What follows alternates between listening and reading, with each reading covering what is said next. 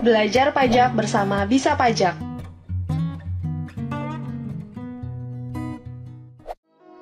Subjek pajak PPh Badan.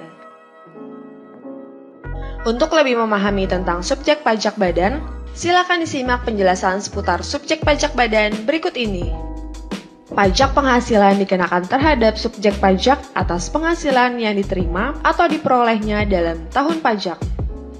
Dalam pembahasan segmen badan usaha ini, yang menjadi subjek pajak adalah badan dan bentuk usaha tetap. Bentuk usaha tetap merupakan subjek pajak yang perlakuan perpajakannya dipersamakan dengan subjek pajak badan. Subjek pajak dibedakan menjadi subjek pajak dalam negeri dan subjek pajak luar negeri. Subjek pajak dalam negeri adalah badan yang didirikan atau bertempat kedudukan di Indonesia, kecuali unit tertentu dari badan pemerintah yang memenuhi kriteria 1. Pembentukannya berdasarkan ketentuan peraturan perundang-undangan. 2. Pembiayaannya bersumber dari anggaran pendapatan dan belanja negara atau anggaran pendapatan dan belanja daerah. 3. Penerimaannya dimasukkan dalam anggaran pemerintah pusat atau pemerintah daerah. Dan 4. Pembukuannya diperiksa oleh aparat pengawasan fungsional negara. Dan 5. Warisan yang belum terbagi sebagai satu kesatuan menggantikan yang berhak. Subjek pajak luar negeri adalah badan yang tidak didirikan dan tidak bertempat kedudukan di Indonesia yang menjalankan usaha atau melakukan kegiatan melalui bentuk usaha tetap di Indonesia, dan badan yang tidak didirikan dan tidak bertempat kedudukan di Indonesia yang dapat menerima atau memperoleh penghasilan dari Indonesia tidak dari menjalankan usaha atau melakukan kegiatan melalui bentuk usaha tetap di Indonesia. Bentuk usaha tetap atau dalam pembahasan badan usaha adalah bentuk usaha yang dipergunakan oleh badan yang tidak didirikan dan tidak bertempat kedudukan di Indonesia untuk menjalankan usaha atau melakukan kegiatan di Indonesia yang dapat berupa 1. Tempat kedudukan manajemen. 2. Cabang perusahaan. 3. Kantor perwakilan. 4. Gedung kantor. 5. Pabrik. 6. Bengkel. 7. Gudang. 8. Ruang untuk promosi dan penjualan. 9. Pertambangan dan penggalian sumber alam. 10.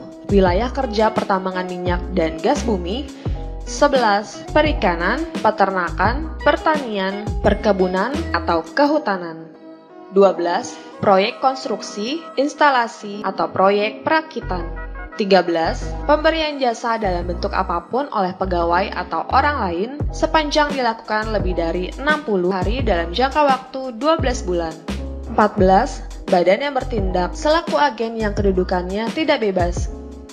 15. Agen atau pegawai dari perusahaan asuransi yang tidak didirikan dan tidak bertempat kedudukan di Indonesia yang menerima premi asuransi atau menanggung risiko di Indonesia. Dan 16. Komputer, agen elektronik atau peralatan otomatis yang dimiliki, disewa, atau digunakan oleh penyelenggara transaksi elektronik untuk menjalankan kegiatan usaha melalui internet. Sedangkan yang tidak termasuk subjek pajak adalah 1. Kantor perwakilan negara asing.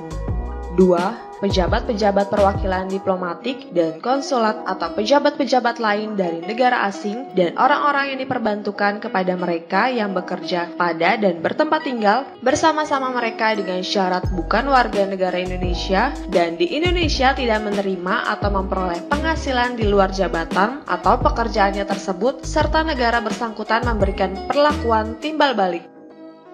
3. Organisasi-organisasi internasional dengan syarat 1. Indonesia menjadi anggota organisasi tersebut dan 2.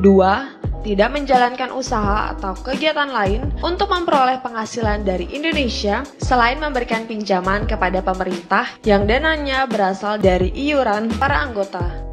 4. Pejabat-pejabat perwakilan organisasi internasional sebagaimana dimaksud pada huruf C dengan syarat bukan warga negara Indonesia dan tidak menjalankan usaha, kegiatan, atau pekerjaan lain untuk memperoleh penghasilan dari Indonesia.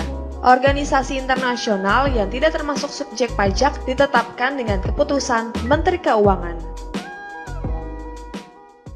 Bagi sobat bijak yang ingin terus menerima update berita dari channel Bisa Pajak, silahkan like, subscribe, dan tekan tanda lonceng.